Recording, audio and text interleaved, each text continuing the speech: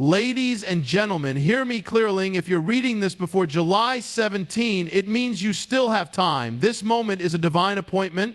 It's not a coincidence, not a fluke of timing, and not something that just randomly happened in your day. There are no accidents in the unfolding plan of God. When you see a message that pierces your soul or stirs something deep within you, it's not just content. It's a calling. Right here, right now, God has aligned your path to intersect with some greater than you expected.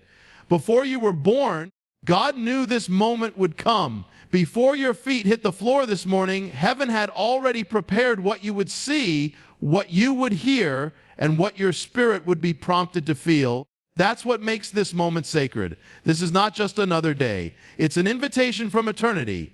A divine appointment is a meeting not scheduled on your calendar, but written into the fabric of your destiny. It's the kind of moment that arrests your attention, interrupts your pattern, and speaks louder than the noise of your routine. You didn't stumble across this by accident. You were drawn here. Something greater than you is working behind the scenes, arranging every piece and every step that led you to this point. You might have thought you were just scrolling, browsing, or killing time, but God uses even the ordinary moments to deliver extraordinary messages. That is the beauty of how God works. He hides eternal things in plain sight and reveals destiny in unexpected places. When God sets a divine appointment, it often comes in a whisper rather than a shout. It comes not through thunder or flashing lights, but through a still, small voice that says, pay attention. It's the kind of moment where something in you awakens, when your spirit leans in, when the timing suddenly feels too perfect to be random. It's when you realize that what you're hearing isn't just speaking to your ears, it's speaking to your heart. There's a tug you can't explain, a pause that feels sacred, a pull towards something more. That's not emotion. That's not inspiration. That's divine interruption. God is meeting you in real time. Some people go their whole lives missing these moments because they're too distracted, too busy, or too discouraged to notice. But not you.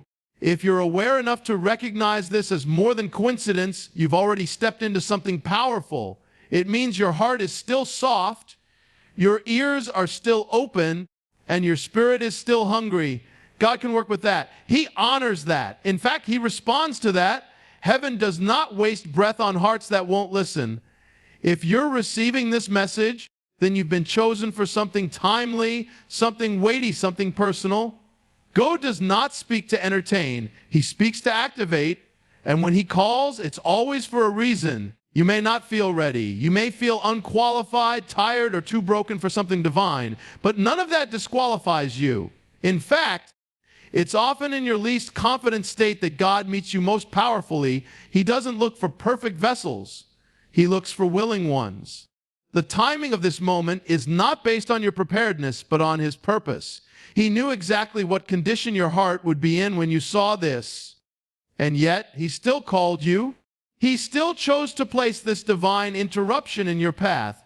That should tell you something about how heaven sees you.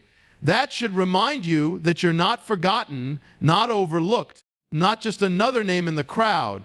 This moment is laced with divine intention. It's a reminder that even in the chaos of life, God is still orchestrating moments that reach you right where you are, moments that tap you on the shoulder and say, "No is the time." Moments that feel ordinary on the surface but carry eternal weight. Moments where heaven breaks into your timeline and says, "This one is for you." July 17 represents a spiritual turning point, not because the date itself is magical or sacred in some kind of mystical way, but because it symbolizes a line being drawn in the sand, a divine threshold between where you've been and where you're being called to go. It stands as a marker in time, a moment heaven is using to get your attention. There are moments in life when God presses pause on everything ordinary to signal that something extraordinary is about to begin. July 17 is one of those moments. It isn't about superstition or sensationalism. It's about timing, divine timing, appointed timing, the kind of timing when God says, "Enough of the old. It's time to step into the new." There are seasons in life when things build up quietly, pain accumulates, frustration simmers, dreams feel delayed, doors seem closed, and then suddenly a shift happens. not because you forced it, not because you earned it, but because it was time. There is something sacred about God's timing. He works in cycles, in patterns, in appointed times. And for those who are spiritually awake, he gives signs, he gives warnings, he gives moments of clarity where the fog lifts and you can finally see what you couldn't see before. That's what July 17 symbolizes. It's not about the number. It's about the yoga moment. All but represents a moment of divine shift, a moment when heaven whispers, now. Turning points don't always come with fanfare. Sometimes they show up quietly, hidden in a message, buried in a date, felt more in your spirit than seen with your eyes. But they are no less real. And if your heart is sensitive enough to catch it, everything can change. The way you've thought, the way you've lived, the way you've coped. God is saying it doesn't have to stay that way. What has held you back, kept you stuck, or defined you by past pain is not what defines your future. July 17 becomes a declaration in the Spirit. You are no longer circling the same mountain. You are no longer bound to what you were. You are stepping across the line into what God always intended. This kind of turning point requires something of you. It requires surrender, requires courage. It requires a willingness to say, I don't want to stay here anymore. Because even when God opens a new door, you still have to walk through it. You still have to let go of the old mindset, the old sin, the old fear. Turning points are not just about God doing something new. They're about you responding to it. July 17 is a moment of decision, a spiritual crossroads where you either continue to sleepwalk through your life or you wake up and step into your divine assignment. So many people pray for breakthrough but resist the moment it arrives because it doesn't always look like what they expected. Sometimes breakthrough looks like conviction. Sometimes it looks like disruption. Sometimes it feels uncomfortable before it feels peaceful. But on the other side of obedience is always blessing. On the other side of surrender is always purpose. And the turning point that July 17 represents is not about hype. It's about alignment. It's about heaven inviting you to come out of the wilderness and into the promise. God often speaks through dates, moments, and windows of time because he knows our hearts respond to structure. He uses appointed times to anchor our attention, to create a pause in the chaos so we can hear clearly. This is one of those moments. It's a divine checkpoint, a sacred interruption, a spiritual crossroads between what was and what will be. July 17 represents that shift, the moment when everything in your life begins to point forward instead of backward. God is shaking foundations to rebuild you stronger. He is not destroying you. He is not abandoning you. He is not punishing you. What feels like chaos, discomfort, or loss may actually be divine construction. When God begins to shake the foundation of your life, it is not to ruin you, but to reveal what cannot remain. He loves you too much to let you build your life on things that cannot last. When something is cracked, unsteady, or counterfeit, God does not leave it standing. He shakes it. He exposes it. He dismantles what is weak so he can establish what is unshakable. And while it may feel painful, it is in that shaking that God does his deepest work. Everything that can be shaken will be shaken, not to destroy you, but so that what is eternal can remain. The relationships you thought would last forever, the career you depended on, the identity you crafted. God shakes those things not to shame you, but to shift you. He removes the temporary so he can establish the timeless. He breaks your dependency on things that look stable but cannot sustain your purpose. If he has allowed something to be shaken in your life, it means he intends to replace it with something better, something stronger, something that can carry the weight of your calling. The shaking often begins subtly, a feeling that something isn't right. A door that used to open now remains closed. A loss of peace where there used to be comfort. These are not signs that you are failing. These are signs that heaven is at work. Sometimes God has to disrupt your comfort to deliver you into calling. Sometimes he has to remove what you built in your own strength so he can replace it with what he designed by his Spirit.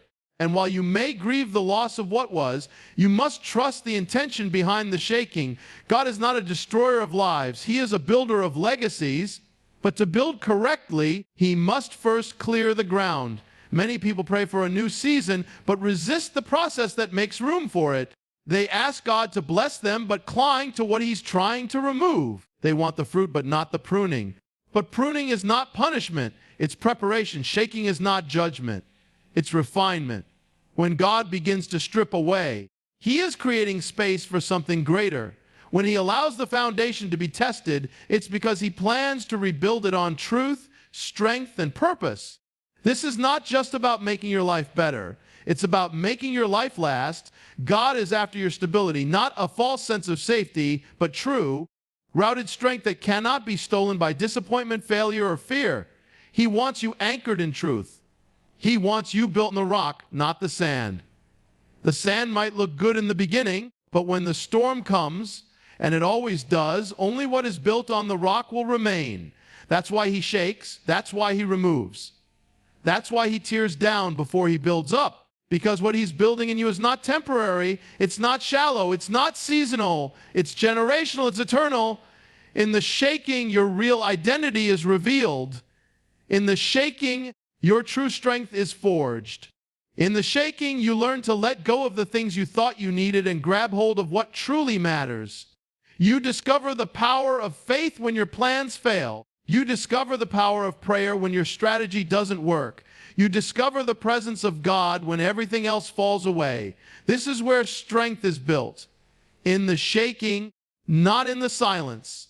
And if you're being shaken now, it's because God sees what you're becoming, not just what you've been. You still have time to shift your direction. That statement alone is filled with more hope than most people hear in a lifetime. It means the story isn't over.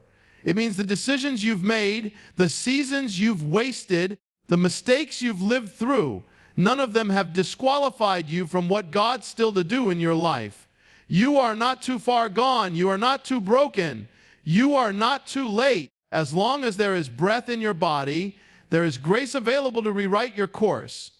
God is not finished with you, and the opportunity to turn, to change, to start again is still on the table. Life has a way of convincing us that once we're down a certain path, we have to stay there. People around us reinforce it. Our own minds echo it. It's easy to believe that if we've messed up, missed it, or waited too long, we have no other option but to keep walking down the same road. But God doesn't operate by the logic of man. He doesn't wait for you to reach perfection before offering you redirection.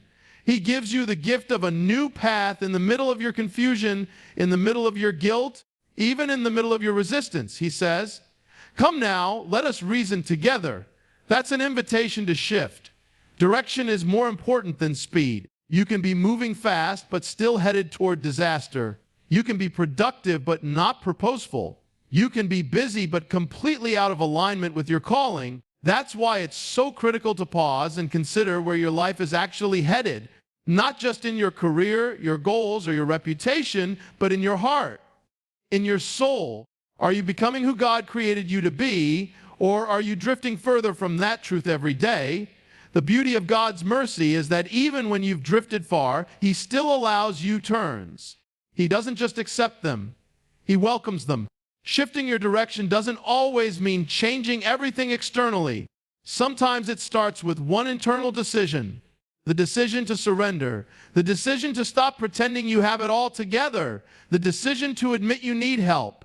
And from that honest moment, the Holy Spirit begins to reroute you. Like a divine GPS, He recalculates from wherever you are. Whether you took a wrong turn 5 years ago or 5 minutes ago, He knows how to guide you forward. You don't have to get back to the beginning. You just have to be willing to start from here. There's urgency in this message, but not condemnation. God is not yelling at you to move. He's inviting you into something better. The path you're on may be familiar. That doesn't mean it's fruitful. Comfort can be a trap if it keeps you from obedience. Just because you've gotten used to dysfunction doesn't mean it's where you belong. The longer you delay the shift, the more your heart hardens to the sound of God's voice. That's why now is the time to respond. The open door is in front of you today, but it may not stay open forever. Not because God is cruel, but because timing matters. Seasons come and go. Opportunities arise and pass. When God is calling you to shift, delaying that response is dangerous. You still have time, but don't assume you always will. Grace is abundant, but it's not to be taken lightly. Every moment you delay your decision to obey, to shift, to return, you risk settling for a version of life God never intended for you. You were made for more. That stirring you feel is not pressure. It's purpose waking up inside you. It's God saying, I still have plans for you. I still have work for you. And I'm still willing to lead you if you're willing to follow. The time is now. The shift is possible. And the direction you choose next can change everything. Your struggle was not the end. It was preparation. It may have felt like everything was falling apart. It may have seemed like the loss, the betrayal, the sickness, the setback, or the heartbreak was going to be the final chapter. But in God's plan, the struggle is never the conclusion. It's the classroom. The pain wasn't pointless. The tears weren't wasted. The delay wasn't a denial. It was all part of a greater preparation for what's ahead. What you thought was breaking you was actually building you. What you thought was punishment was actually positioning. God was not trying to destroy you. He was strengthening you through every single trial. We often assume that struggle means we've failed or that God is distant, but in reality, some of the deepest spiritual growth happens in the darkest places. The valley is where your faith is forged. The fire is where your character is refined. The wilderness is where your dependence on God becomes real. And while no one enjoys the struggle, it is in those very moments that your roots grow deeper, your prayer life becomes more honest, and your identity becomes unshockable. What you survived was not random. It was allowed for a reason. You didn't walk through that for nothing. God saw every sleepless night, every silent cry, every time you pushed forward when everything in you wanted to quit.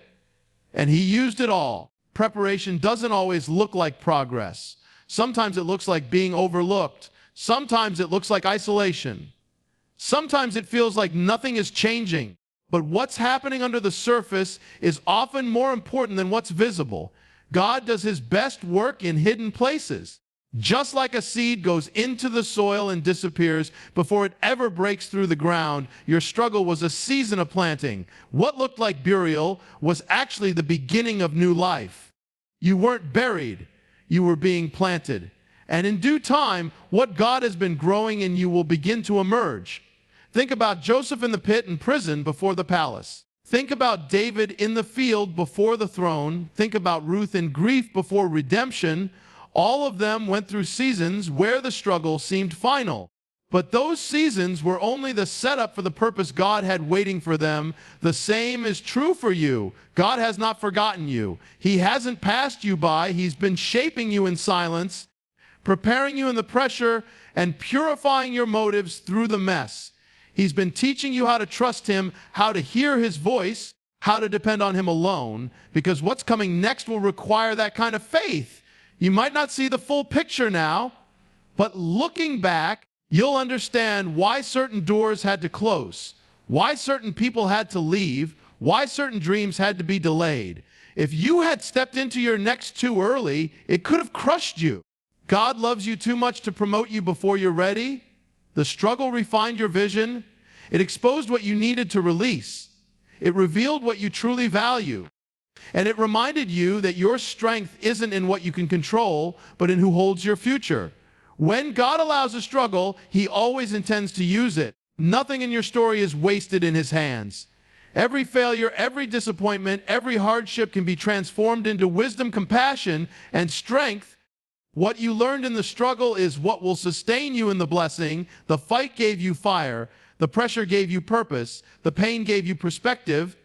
And now, you're not just moving forward, you're moving forward with power. Because what you went through didn't break you, it built you. It shaped you for your calling. It was preparation for your next season, your greater assignment, your divine purpose. The call is urgent. Step into your destiny now. There are moments in life when time seems to slow down and everything inside you knows that something is shifting. You feel it in your spirit before you see it with your eyes. You sense the weight of divine invitation pressing against your ordinary routine. That feeling is not random. It's heaven calling. It's the sound of purpose knocking on the door of your heart, and it's not something to ignore.